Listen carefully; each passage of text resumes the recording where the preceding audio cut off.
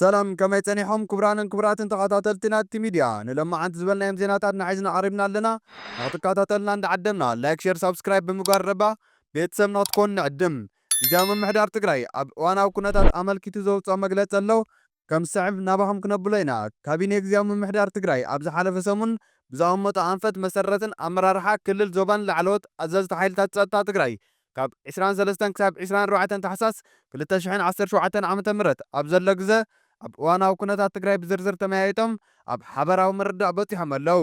እቲ ምይይጥ ካቢነ ግዝያዊ ምምሕዳር ትግራይ ኣብ ዘዳለዎ መበገሲ ሰነድ መሰረት ዝገበረ ኮይኑ ትግራይ ዘላትሉ ኩነታት ብዝርዝር ብምፍታሽ መፍትሒ ኣንፈታት ዘነፀረ እዩ።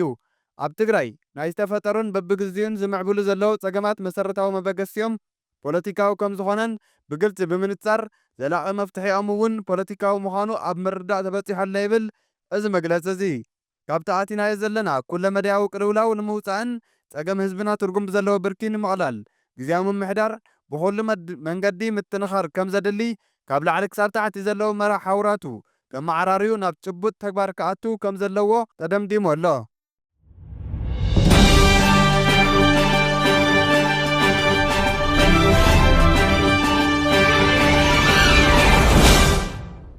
መንግስቲ መደባቱ ኣብ ብሔራዊ ረብሓ ህዝቢ ትግራይ ማእኸል ገይሩ ንምስራሕን ዝጀመሮ ምንቅስቓስ ዝያዳ ብምትንኻር ኣብ ውሽጥን ኣብ ደገን ዘሎ መላእ ህዝብና እውን ኣብ ዙርያ እዞም ዓበይቲ ብሔራዊ ኣጀንዳታት ዓሲሉ ሙሉእ ኣስተዋፅኦ ንክገብርን እቲ ናይ ምይይጥ መድረኽ ክሳዕ ታሕቲ ክወርድ ከም ዘለዎ ኣንፈት ተነፂሩ ኣሎ።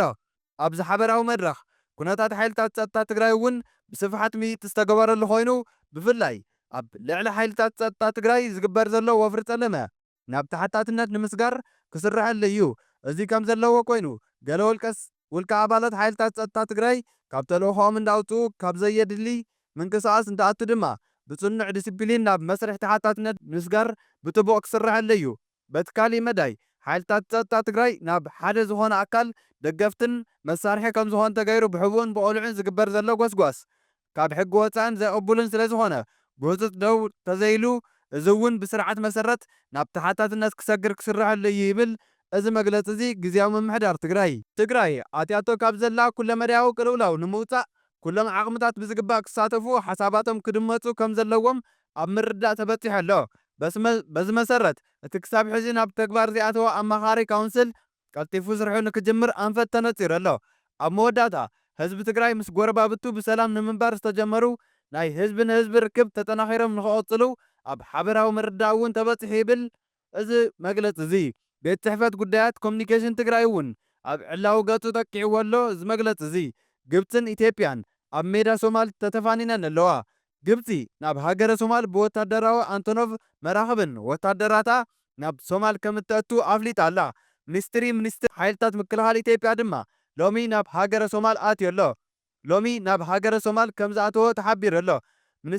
ሚኒስትሪ ሓይልታት ምክልኻል ኢትዮጵያ አይሻ መሐመድ ናብ ሶማልያ ከም ዝተጓዓዛ መርበባት ዜና እታ ሃገር እውን ሓቢረን እየን።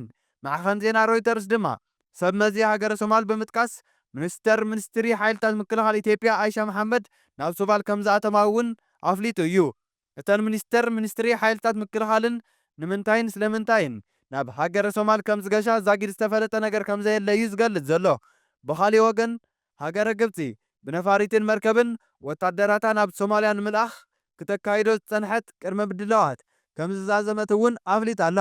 ማዕኸን ዜና ዘናሽናል ኣብ ዝዘርግሖ ዜና ከም ዝሓበሮ ኣካል ናይቲ ኣብ ቀረባ እዋን ወታደራት ኢትዮጵያ ኣብቲ ዓቃቢ ሰላም ሕብረት ኣፍሪካ ንከይኸውን ንሃገረ ሶማል ምሕታት ኣስዒቡ ተቐባልነት ስለ ዝረኸበ ግብፂ ድማ ኣካል ዓቃቢ ሰላም ሃገረ ሶማል ንክትከውን ስለ ዝተፈቐደላ እያ ኣብ መስርሕ ምዕቃብ ሰላም ሃገረ ሶማል ዝተዋፈሩ ወታደራታ ንምስናይ ቅድመ ምድላዋታ ወጊና ዘላ።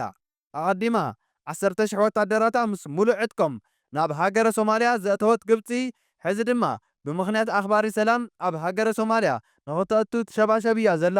ኣብ ቀረባ እዋን ሃገረ ቱርኪ ንቐዳማይ ሚኒስትር ኢትዮጵያ ንፕሬዚደንት ሃገረ ሶማል ኣራኺባ ንኽልቲኦም መራሕቲ ዘሰሓሕቦም ጉዳያት ብልዝብ ንኽፈትሑ ኣብ ስምምዕ ምብፅሖም ስዒቡ ብወገን ኢትዮጵያ ነቲ ቅድሚ ምስ ሶማሊላንድ ዝተፈረመ ስምምዕ ከም ዝተፈቐደላ ናብ ምርዳእ ከም ዝበፅሑን ተገይሩ ክዝረበሉ ምፅንሑ ኣብ ሃገራት ኤርትራን ግብፅን ግርታ ፈጢሩ ከም ዝፀንሐ ተፈሊጡ እዩ። ሶማልያ ግን ነቲ ብወገን ኢትዮጵያ ዝንዝሑ ዘለዉ ሓሶት እዩ ብዛዕባ እዚ ዝገበርናይ ስምምዕ የለን ድሕሪ ምባል ኣብ ተመሳሳሊ ሰዓት ወፃኢ ጉዳያት ሃገረ ሶማል ናብ ግብፂ ንዲኤታ ሚኒስቴራት ድማ ናብ ኢትዮጵያ ፕሬዝደንት ሃገረ ሶማል ናብ ኤርትራ ድሕሪ ምምኽኻሮም ዲኤታ ወፃኢ ጉዳያት ሚኒስትር ገና ካብ ኢትዮጵያ ከይወፁ ከለዉ ሃገረ ሶማል ወታደራታ ኢትዮጵያ መጥቃዕቲ ፈንዮምለይ ክትብል ስምዕታ ኣቕሪባ ነይራ እያ።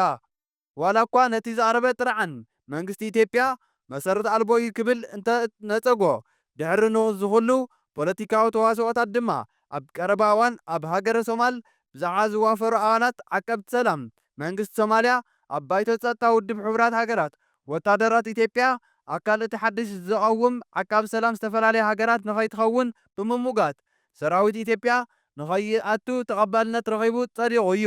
ብመሰረት እዚ ከዓ ግብፂ ሎሚ ካብቲ ሓፈሻውን ዓቃቢ ሰላም ናብ ሃገረ ሶማል ዘእትዎ ወታደራት ን25 ሚእታዊ ብፅሒት ብምውሳድ ንኣኽበርቲ ሰላም ኣብ ሶማል ብመራኸብን ወታደራዊ ኣንቶኖቭን ንኽትልእኽ ቅድመ ምድላዋታ ዛዚማ ኣላ። ቅድሚ ሕዚ ብርክት ዝበሉ ኣፅዋር 10,000 ወታደራት ዘእተወት ግብፂ ናብ ዝቕፅሉ መዓልትታት ድማ ካልኦት ተወሰኽቲ ብኣንቶኖቭ መራኸብን ካብ ሞቓዲሾ ክተእቱ ምዃና ኣፍሊጣ ኣላ። ከም ጸብጻብ ማዕኸን ዜና ዘናሽናል ኣብ መወዳእታ ዘዘራርብ ዘሎ ከዘራርብ እውን ዝወዓለን ዘምሸን ዘረባ ምክትል ፕሬዝደንት ግዜያዊ ምምሕዳር ትግራይ ጀነራል ጻድቃን ውግእ በላዕ መናእሰይ ብምዃኑ መናእሰይ ንውግእ እምቢ ይበሉ ዝብል ዘረቦም ብዝተፈላለዩ ነቐፌታት ተሰንዩ ኣሎ። በቲ በለ በቲ ዜና እዚ ዘረባ ምክትል ፕሬዝደንት ግዜያዊ ምምሕዳር ትግራይ ጀነራል ጻድቃን ግን ከምዚ ኢሉ ይቕጽል። ተረባሕነት ጽልዋን መናእሰይ ንምርግጋጽ ዝመትከሉ ቤት ምኽሪ መናእሰይ ትግራይ ኣብ ከተማ መቐለ ብዕሊ ኣብ ዝተጣየሸሉ እዋን ዝተረኸቡ ምክትል ፕሬዝደንት ጀነራል ጻድቃን ገብረተንሳይ መናእሰይ እምቢ ንውግእ ዘይንቕንቕ መትከሎም ክገብሩ ከም ዝግባእ ኣተሓሳሲቦም ኣለዉ። እዚ ዘረቦም እዚ ድማ እዩ ኣዝዩ መዘራርቢ ኮይኑ ዘሎ 50 ሚእታዊ ወይ እውን ፍርቂ መሬት ትግራይ ኣብ ትሕቲ ጸላእቲ ኮይኑ ከሎ ድሕነት ህዝቢ ትግራይ ኣብ ዘይተሓለወሉ ኣይንዋጋእን እምቢ ንውግእ በሉ ዝብል ዘረባን ስነ ልቦናዊ ኣተሓሳስባን ናብ መናእሰይ ክሰርጽ ምግባር እንታይ ማለት እዩ ዝብል ሕቶ እውን ኣልዒሉ ኣሎ። መናእሰይ ኣብ ፖለቲካ ቁጠባን ካልኦት ማሕበራዊ ጉዳያት ኣብ ጽፉፍ ብረብሖም ዝምርኮሱ ስታፍዮም ክዕዝዙ ዝፀውዐ ጀነራል ጻድቃን ገብረተንሳይ ንኹላህና ዕማማት ብሰላማዊ መንገዲ ተወዲቦም ክሰርሑ እውን ሚዒዶም እዩ ዝብል እዚ ዜና እዚ ጀነራል ጻድቃን መናእሰይ ንመሬት ትግራይ ክምለስ ከም ዘለዎ ጸቕጢ ኣብ ልዕሊ መንግስቲ ኢትዮጵያን ከምኡውን ካልኦት ሃገራትን ክገብሩ ንምንታይ ጻውዒት ዘየቕረቡ ዝብል እውን ካሊእ ነቐፌታ እዩ ኣልዒሉ ዘሎ። ክቡራት ተኸታተልቲ ንሎም መዓንቲ ዝሓዝናዮም ዜናታትና ነዚኦም መስሉ ነይሮም። ስለ ዝተኸታተልኩምና እንዳመስገንና ላይክ፣ ሼር፣ ሰብስክራይብ ብምግባር ድማ ቤተሰብና ክትኮኑ ንዕድም። ባህሊ ዜና ክሳዕ ንራኸብ ድማ ሰናይ ጻንሒት።